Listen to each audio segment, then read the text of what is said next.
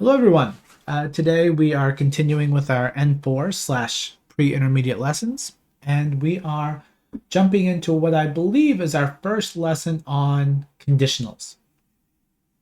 And conditional itself has somewhat of a nebulous meaning. It means kind of different things depending on the grammar that you're using.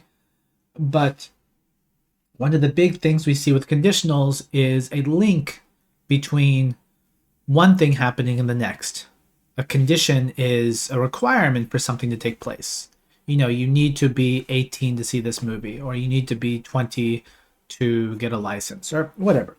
Those are conditions. And so conditionals refer to that relationship between two things in the sentence, two clauses. And we are going to talk about just one type of conditional today. That's the tada conditional. And then we will continue with other ones next week and in the future. That being said, tada itself is not as simple as it may look. It has a few different usages, and we're going to cover, I believe, all of them today. So let's go ahead and get started. Now, tada itself is, you could consider a verb or word ending. And you'll see what I mean in just a second. So the tada itself doesn't have an implicit meaning. It's not where you see the verb and you say, oh, okay, it means this. However, some of the most common ways that it's translated involve the words if, when, or how about. We're going to cover all of them. But it's best to think of this as not a meaning, but rather a sentence structure. We're going to see these tada structures, and we're going to say, oh, when the tada is in there, it's using it to relate the two clauses in this specific way. And first, let's take a look at the construction. The construction is extremely easy, quite easy.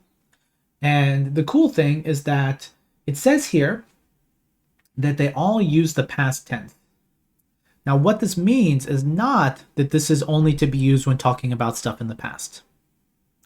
What it means is that we have already studied the past tense casual forms of verbs, of nouns, of, adjectives. You take all of those and you add ra to the end of it. That's all you have to do to form the tada form. So, for example, with the verb here, it says verb ta. However, what that actually means is that you're taking the casual past tense form and you're adding the ra to it. So if we had, to eat, or rather ate, it would be tada. If we bought something, it would be kattara.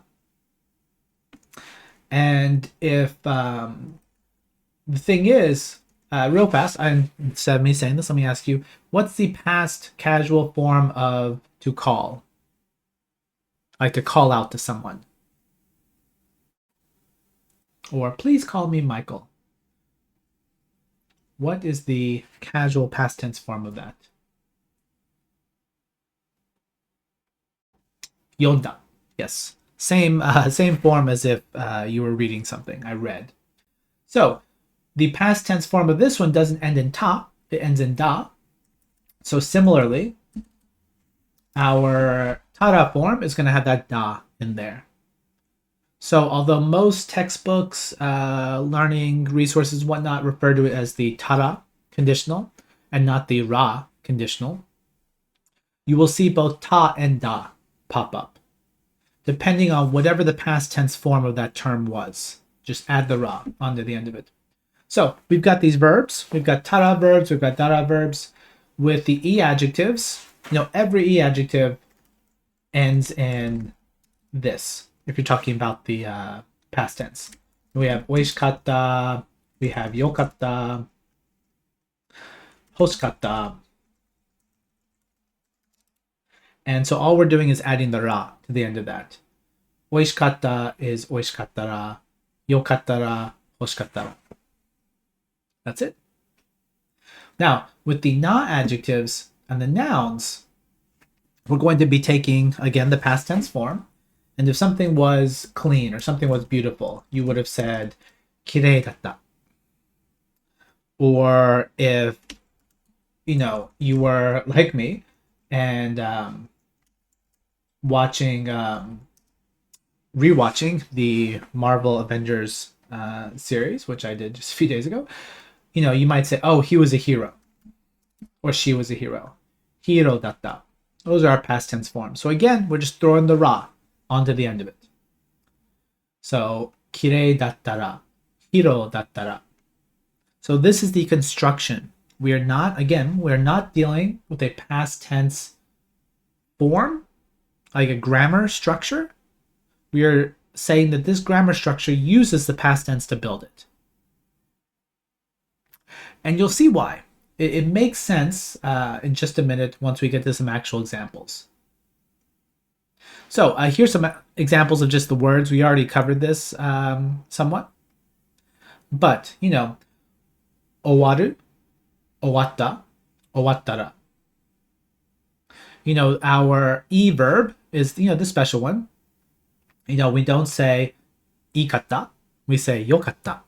So yokattara, free, if you're free, hima dattara, or if, the weather's nice, if it's clear, hare dattara.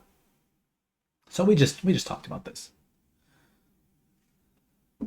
Now, with this, let's go through some actual examples and see what they mean. Like I noted before, in most of the sentences with the tada form, we're talking about a relationship between two different sentences. We'll call it, clause A and clause B. And the tada form always pops up on the first clause, the clause A. And do you remember what I mentioned before? That's a conditional form, meaning it marks the condition for something else to be true. Let's take a look at this first sentence. 宿題が終わったら一緒にゲームをしよう. So, we have two clauses here.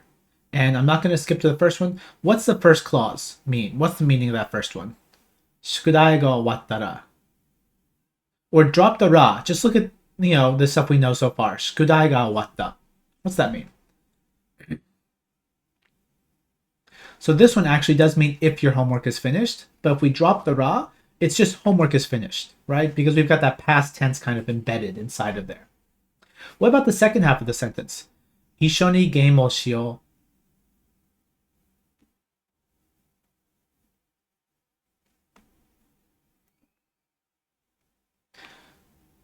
Play a game together, or let's play a game together. Should is maybe a smidge strong. It sounds like you're staring at them like my dog stares at me saying you should play with me. But no, it's let's play together. And yeah, so this is the if form. Oh, and I see someone that popped on their mic. Please mute your mic for the lesson. Thank you.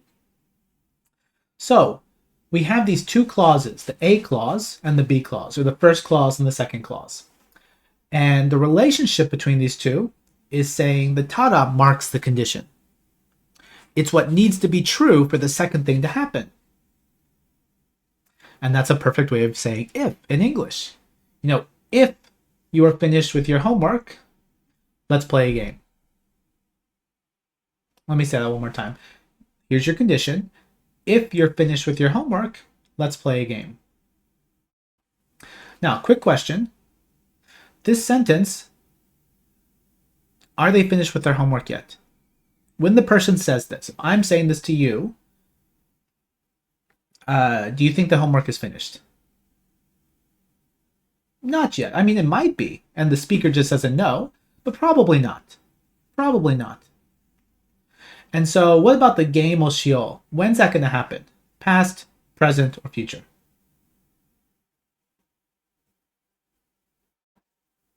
Future. It might be the near future. It might be 2 seconds from now, but it hasn't happened yet.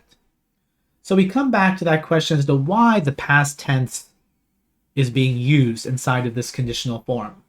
And the way you can remember this is because that first clause needs to happen before the second one does. So relative to the second clause, that's let's play a game, the homework finished, is that in the past? Yes. So it's not in the past at the point of the person speaking. It's in the past as in it's happening before that second thing. If the homework doesn't get finished, we're not going to play a game. But when the actual game playing begins, the homework is finished. It's past. It's done. And that's where the past tense comes in. But as you can see, we use it in a relative sense, and so tara can be used to refer to things that happened in the past, happen in the right now, are going to happen in the future. It's just marking the thing that needs to be done. Now this one is a very common thing to say, specifically the first half of it. There's 1,000 different things you could say. Yokattara.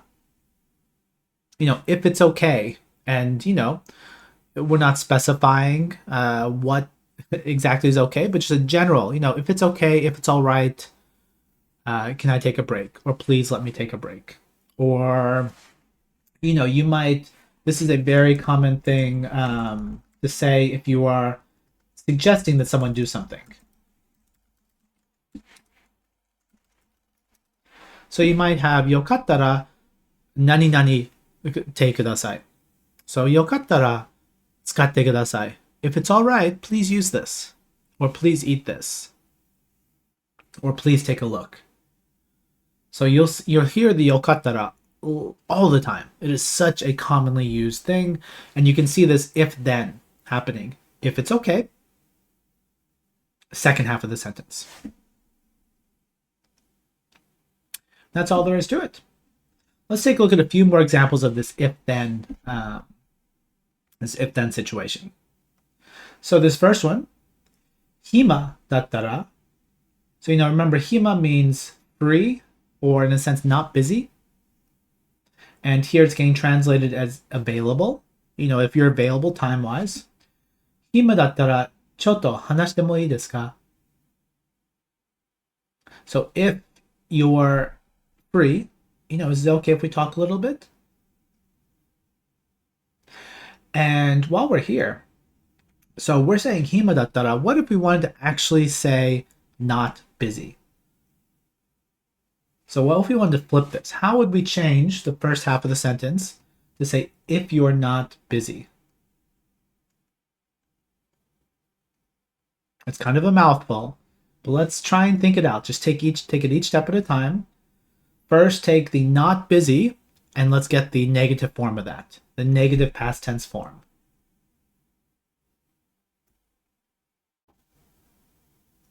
Oh, perfect. I got the kanji and the hiragana back to back. Isogash, so usually our very base form is isogashiku nai, right? Not busy. Past tense, isogashiku nakatta.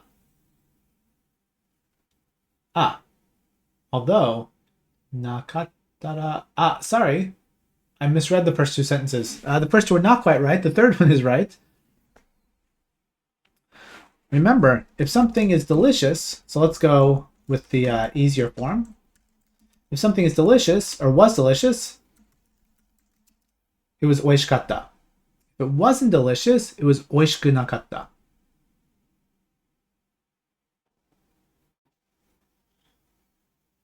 So, if something is not busy, isogashiku nakatta.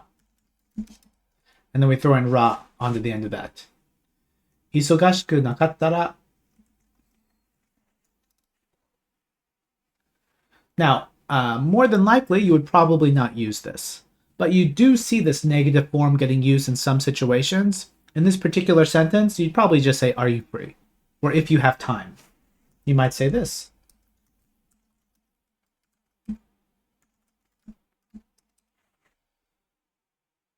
Chikan ga attara.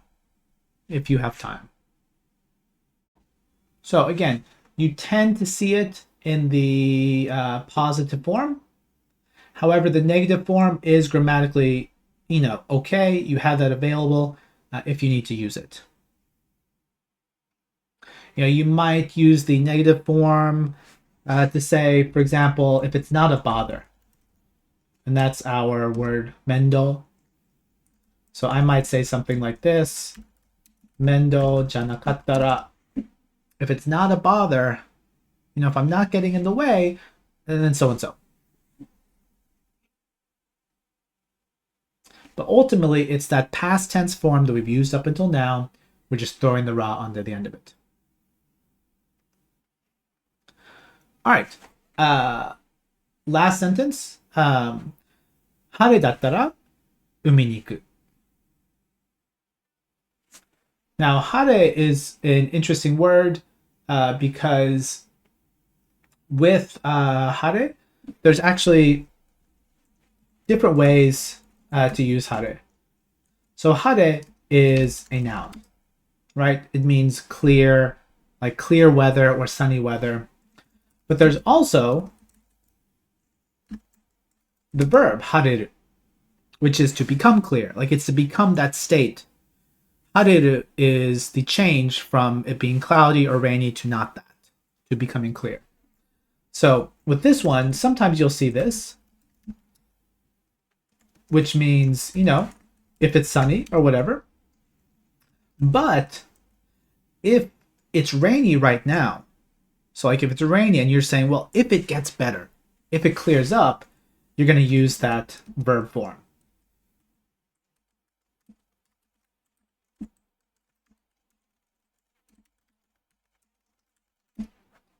Harutara. So there's a couple, just a few. There's a few verbs that have this weird, the noun happens to be the stem of the verb. And you can also use that one. So you'll see both variations.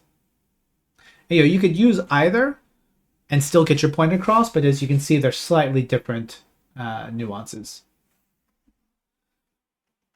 Anyway, this is the first usage of tara. This is our if usage. If A, then B. So let's practice this just a little bit. So we, it's somewhat cliched, but we talk about Japan a lot, and we talk about going to Japan. I know a lot of you, want to go to Japan, have been to Japan, but want to go again. But let's take that. So going to Japan, it's not the condition, that's our goal. So that's going to come in the second half of the sentence. Let's think about a condition for you or someone that you might need to get to Japan. I wouldn't think of it as a requirement so much. So for example, let me give you a quick example of a sentence that doesn't work. I see some people typing out answers, but hold off on your answer. So real fast, what do you need to actually enter Japan, enter the country of Japan? When you get into the airport, what's that thing that you need or they will turn you away? A passport, but technically it's not the passport, it's the visa inside the passport. Now, in some cases, you get the visa right there, but ultimately, you need the passport for the visa. They don't care about the passport. They care about the visa saying you're allowed to get in there. So you might be inclined to say this.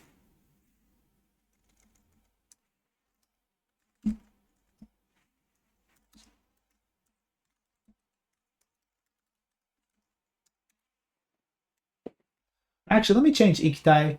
Let me change it just to the straight up iku. Because we're talking about if this happens, I'm going to go. This would not quite work.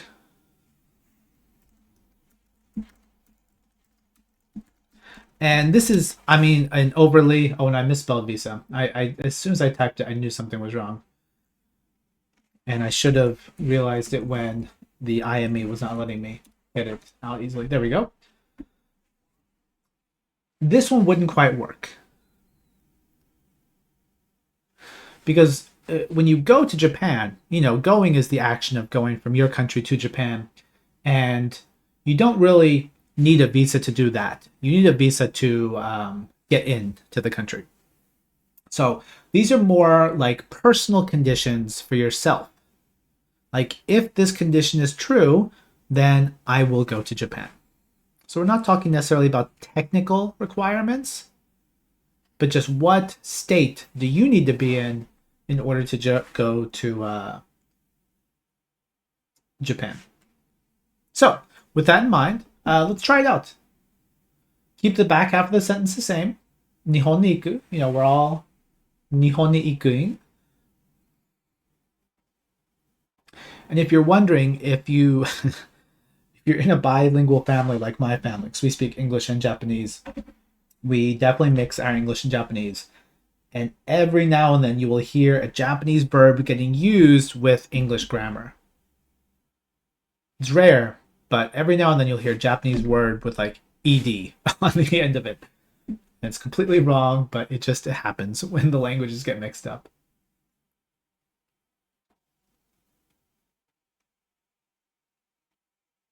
So I like the variations on money. That I thought we'd just have a bunch of monies. A couple people just if they have money. One person needs a lot of money, which I agree. There's lots of stuff worth buying over here. Someone didn't say money. They said if I'm rich, I'll go to Japan. So what else is a requisite? If you get good at good or better at Japanese, sure, sure. That's an excellent answer.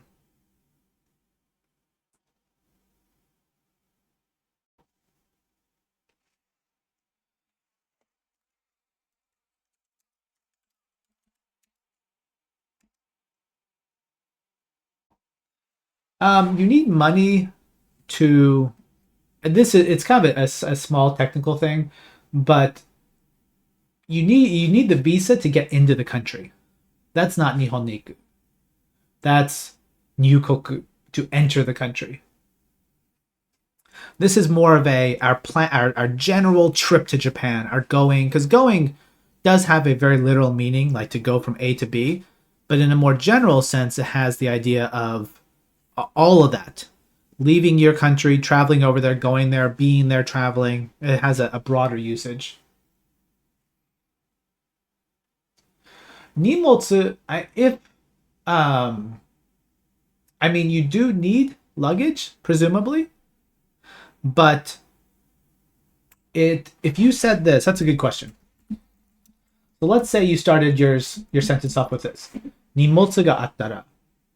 That sounds like if you have luggage, you will go to Japan. If you don't have luggage, you won't go to Japan. So I probably wouldn't use this particular one because that seems like not the condition that would keep you from going to Japan. Um, but there's a form of this that would work if we change things around. We're going to get to it later in the lesson.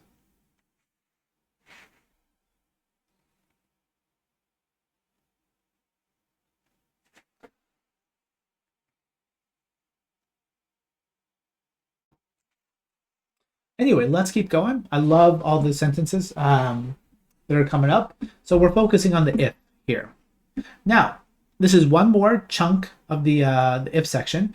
You can use this when you're talking about things that are just straight up impossible or effectively impossible. You might say, well, literally they're not impossible, but generally speaking, impossible things.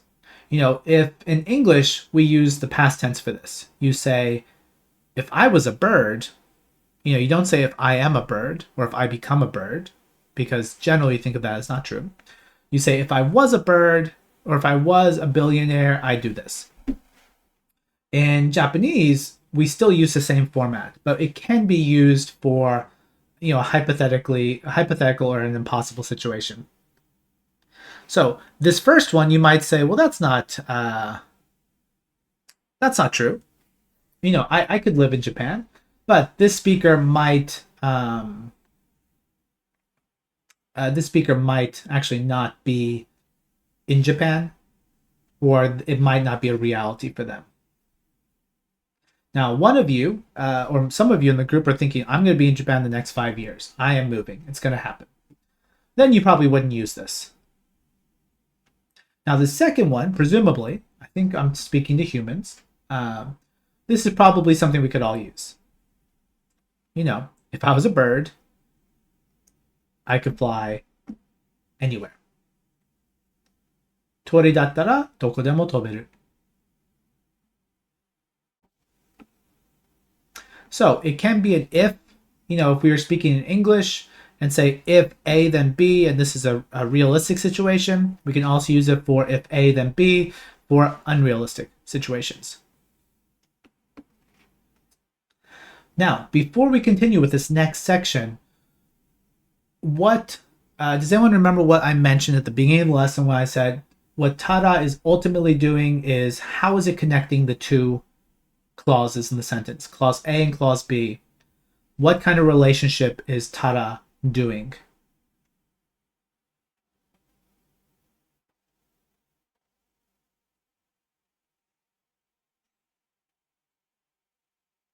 It's a conditional. It's adding a condition. Clause A must happen before clause B. Those are all correct. Thank you. So let's think about it. If we're talking about A must happen then B, there's a different way we can say this. We can do this. We can say when. And we can use when to refer to when A happens and then B occurs. Oh, I see a question coming up. It would be hypothetical depending on the person saying it.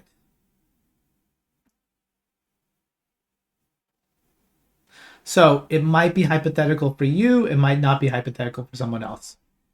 You might be literally moving to Japan tomorrow, and that would actually, you probably wouldn't say if. You'd probably translate that as when, the one that we just jumped into. When I'm living in Japan, I'll have curry every day. So that one's a bit more contextual. I mean, tone, don't forget, this is a general statement about example sentences, especially in Japanese, because Japanese is such a high context language that it's so hard given a single sentence to know exactly what they mean. And don't forget, it's very rare that your conversation with someone, whether it's spoken or written, is composed of a single sentence. Like, it's going to be rare that someone just walks up to you out of the blue and says, when I go to Japan, I'm going to eat curry every day. And then they walk away. I mean, that would be a no context sentence. Presumably, it comes in the middle of a conversation and they were just talking about, man, I love Japan. I'm saving up money and I've got a job lined up, blah, blah, blah. When I go to Japan, I'm going to have curry every day. And there's your context. Compared to someone else that's, for whatever reason, health, money, politics, family, whatever, 1,000 different things, Japan's not in the picture. They're not interested. But they're like, well, but if, like, I live, for example, Kokuichi, the curry chain, it's in a few spots in the U.S., and one just opened up near my parents' house in Dallas, Texas. And so maybe, my parents are older than not. And so maybe they go there and they love it. They're like, man, I love this curry. And they have no intention of moving. They have their retirement home that they built and they're living there. They're going to keep living there. But if I did go to Japan, if I did live in Japan, man, I would have this every day. So that would be a clear hypothetical for them. And based on the context of you knowing them or hearing them talk, you'd say, oh, well, that's not going to happen. Okay, so we can use the exact same structure and say when instead of if. And note, hey, we have the exact same sentences we had before, but we're going to translate them slightly differently. And this is probably going to make some of you, your eyes twitch a little bit. You want to think that one sentence has this one translation, or at least the grammar is the same. And technically it is. Technically it is. It's just the nuance is ever so slightly different. So let's look at this first one again. 宿題が終わったら一緒にゲームをしよう. When your homework is finished, let's play a game. The relationship between the two clauses is exactly the same. A must happen before B happens. However, how would you, I'm going to copy and paste these real fast just so we have these in the screen.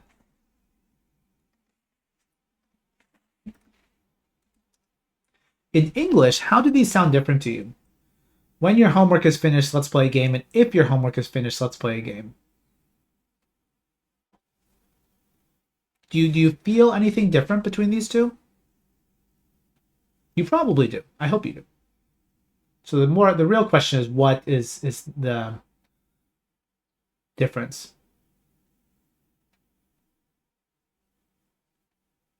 Usually we have these lessons, and when I ask a question, and this isn't a bad thing at all, we'll have 3 or 4 people that say almost literally the exact same thing. And of course, they're saying the answer. But today is kind of special. We have every question I ask, people are all saying the right answer or close to the right answer, but you're all using different wording, which makes it so much easier for everyone else to understand. So it's awesome. So I agree with what the first few people have said so far, is that the first one has a stronger sense of this is going to happen. It's that phrase that we say, in English,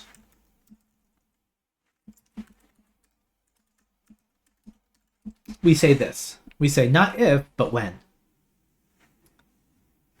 And we mean that to, your mother might say, well, if you go to Japan, you might have, and maybe your mother's trying to keep you from going because she wants you to stay close. If you go to Japan and you say, no, mom, not if, when, it's going to happen. This has that same feel, if you're using it with the when feeling to it. And again, the sentences are exactly the same. And so it's context that's going to determine how strongly these come across to one another. But yeah, the first one, when you're finished with your homework, let's play a game. The second one is, when the weather is nice, I'll go to the beach. So this sounds like a plan. It sounds like a plan, and you're just waiting for something to happen. The one previously is, if it's sunny, or if the weather is nice, I'll go to the beach. And then kind of in parentheses, but maybe not. Who knows if it's going to be sunny or not? Like, if I don't go, it's okay kind of feel. Where this one it's closer to a, yes, it's going to happen. That beach is waiting for me. But in the end, we're talking about nuance. We're talking about a level, a strength level, however you want to qualify it. But the meaning is ultimately the same. Condition A, clause A, needs to happen compared to clause B. So that's a really good question. This is obviously just specific to hareru. But I would say that if you're talking about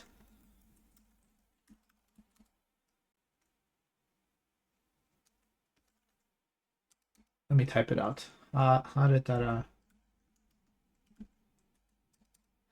For me, I don't have something I can point at you to back this up, so I guess I kind of sound like an LLM when I'm answering this. For me, the first one sounds closer to if. Haretara. If the weather is good. Oh no, excuse me, I'm backwards. The first one sounds haretara. Haretara, the verb form, sounds closer to when, to me. Hare dattara sounds closer to if. That's all I can say about that. I can't back that up. It's just a feel, and some of you, hopefully some of you are nodding your heads because you understand that the better you get at a language, the more your comprehension of the language turns into feels and less about actual computations that are happening in your head that tell you about the grammar and the word usages. It's all feels in the end. This feels right. This feels like it has this meaning. And we have the same thing in English or whatever your native language happens to be. When we say that sounds wrong, that sounds right. That's a feel. That's a feeling.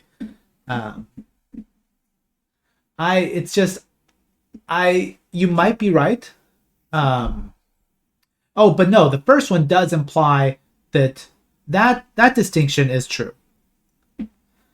The first one does imply that it's not clear now because you're looking at the changeover. Like, hareru is to clear up, not to be clear.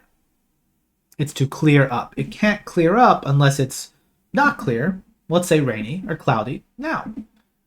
So I guess in that sense, I can't say this is the reason why, but if we go along that line of reasoning, we could say because it's cloudy now, it's reasonable to assume that it will not be cloudy at some point in the future.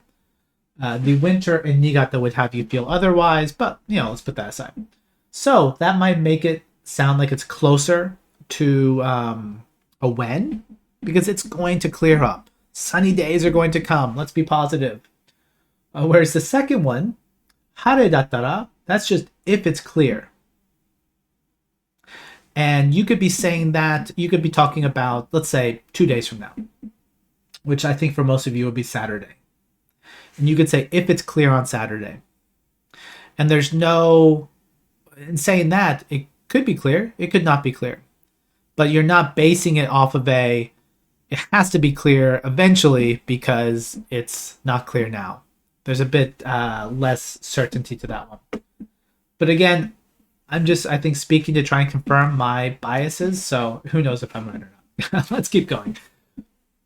But ultimately, yes, these are the same meaning, but depending on the tone, you might suggest that they have the when carries a stronger sense of,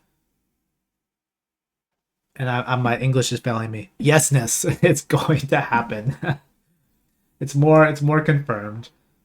Certainty, thank you. Yes, I'm an English speaker sometimes, but it is cause and effect. The first thing causes it, not necessarily in the sense that finishing the homework causes you to play, but it is similar to cause and effect in the sense that there is a direct I was going to say causal. There's a direct relationship, especially time-wise, between A happening before B happens. Okay, let's keep going. We have a few more, and we're running out of time. These are kind of addendums, smaller things. Now, this is the same meaning. This is the same when meaning, but it has the intonation that once A happens, B is going to happen right after that. And there are no other words in the sentence that tell you this. You're going to pick this up from context. So if we look at this first sentence, uchi, and remember uchi, you can use that to refer to your own home, your own house. Uchi ni tsuitara denwa shimasu ne. I'll call you when I get home. And since we're talking about the condition of A not causing, but allowing or being required for B to happen, then it kind of makes sense. Once you get home, okay, condition's done, I'm going to call. So there's that implication with a lot of these that it's going to happen quickly. Once the children are asleep, please be quiet. When the children are asleep, please be quiet. That's also true. But that's referring to, the entire duration of them being asleep. This sentence feels closer to, especially because there's the nisuru in there, the change over into sleep, quietness. But there's that intonation of, once this first condition happens, do be, right now. Do it. Get it done.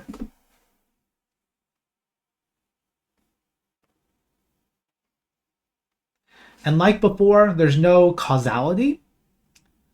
It's just once A happens, B is going to happen. If you don't remember anything else, and we talked about hareru so much, that might be the case. You've lost everything. Just remember that one thing. A is required for B to happen. Now, since we've talked about A and B so much, let's throw that out the window completely and talk about a form of tara that only has one clause instead of two. This one is Fairly common, and it still has the same meaning, but half of the sentence is kind of hidden. And we use this for suggestions, suggesting an action to someone. Not necessarily an action. Well, no, I know it is an action in one form or another. And you see this question mark at the end of it because this comes at the end of a sentence. You are suggesting something. You're saying, how about this? And I'm going to jump all the way into the... Okay, here we go. Let's look at this first sentence. And then before we even touch the other ones, look at this first one. 旅館に泊まったらどうですか? So first, this is saying, how about staying at a Japanese inn?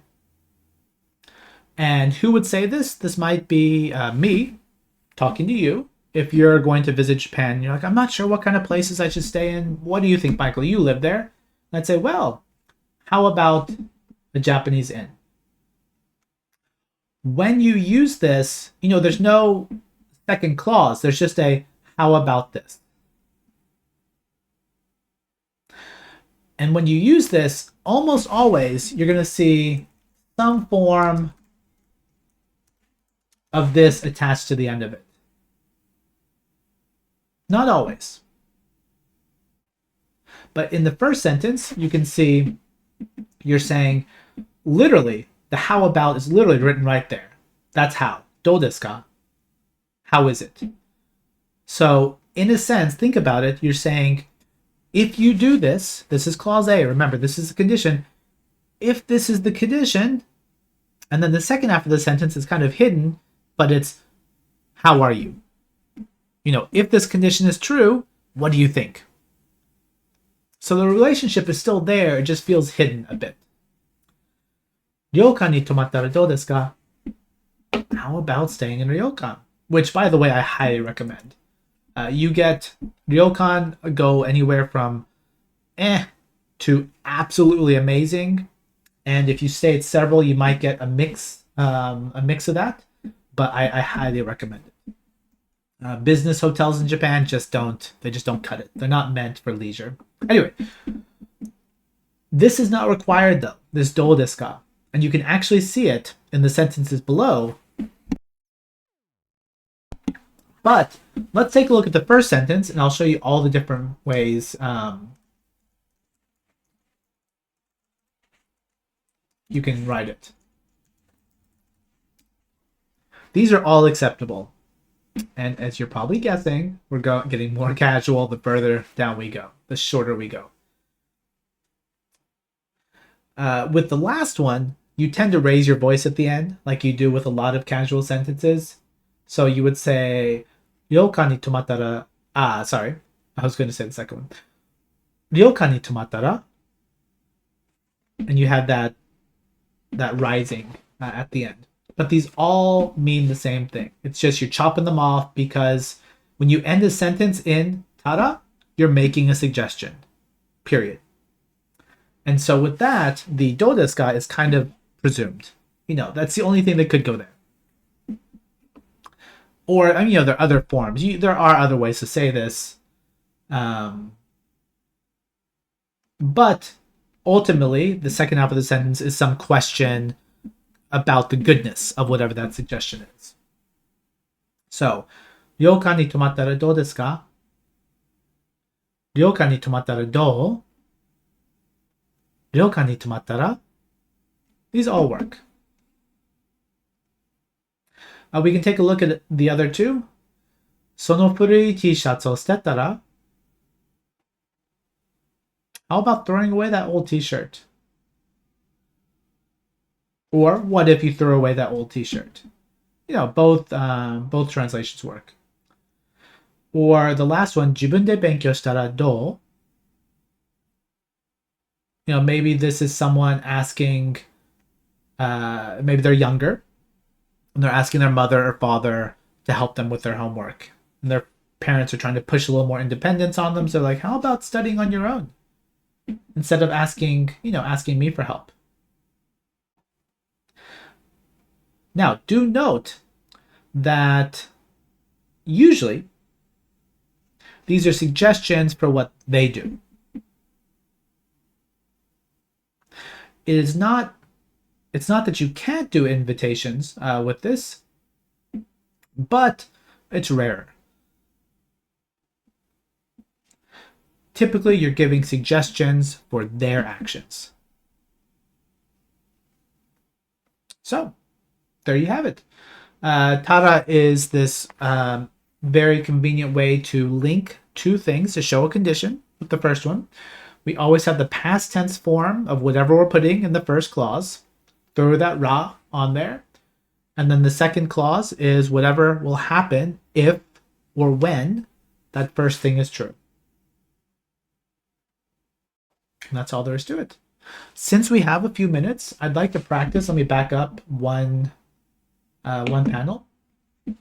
I'd like to back up. This is, oh, by the way, even with the do desu ka, there is a slight sense of casualness to this. I would not use this, say, with someone above me. Like, I would not be a student telling a teacher to do this. You usually don't give teachers or parents or bosses suggestions in that sense. You know, you might say, oh, I think doing this might be a good idea. And there's lots of hedging language you would use. So there's a bit of a sense of casualness to this, even in the polite forms, that you're using this with someone that you're slightly closer to. You could also think of it as you want to be in a social position that it's okay to give a suggestion. Some places, some people you just don't give suggestions to. They tell you what to do, not the other way around. But let's practice this. Let's practice the suggestion thing. And I'm going to give you a situation, and you're going to give me a suggestion. Okay? So let me type it out for you.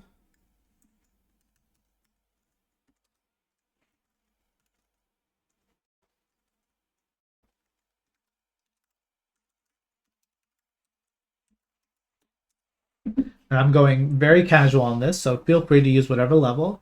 Samannai. It's boring. Yaritai koto nai yo. There's nothing I want to do.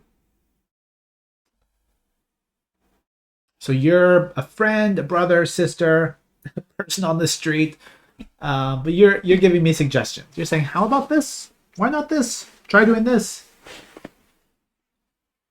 But I'm bored. Make me not bored.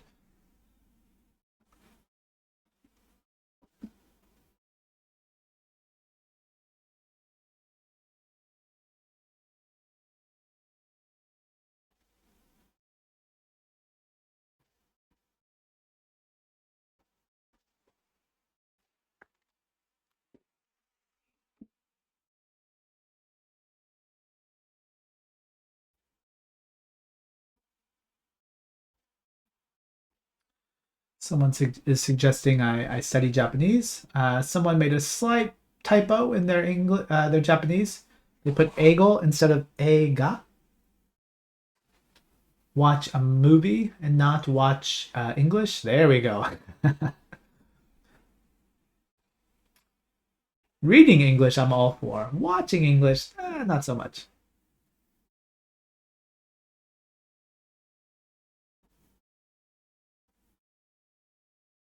The third person doesn't realize it's still winter where I am. And so swimming in a lake is probably not something I would live through. So I'm going to decline that one. Gentle decline. Although it is getting slightly warmer today and the next couple of days, up to 13, 14 degrees Celsius before it drops back down to 5 or 6. So I see people using the different endings, which is nice. I see some do desu ka, I see some do. Koen de sanpo shitara do. Take a walk in the park. It's always good. Try reading a book. Well, not try, but how about reading a book?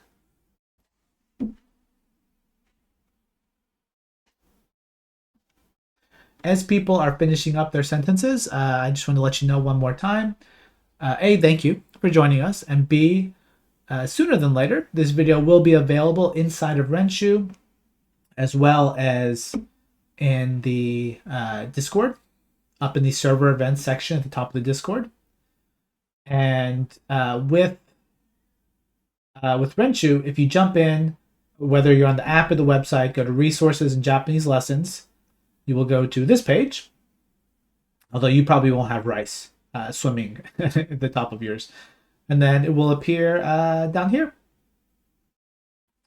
But anyway, thank you so much for joining us, and I hope it helped you. And hope you can join us next time. お疲れ様でした。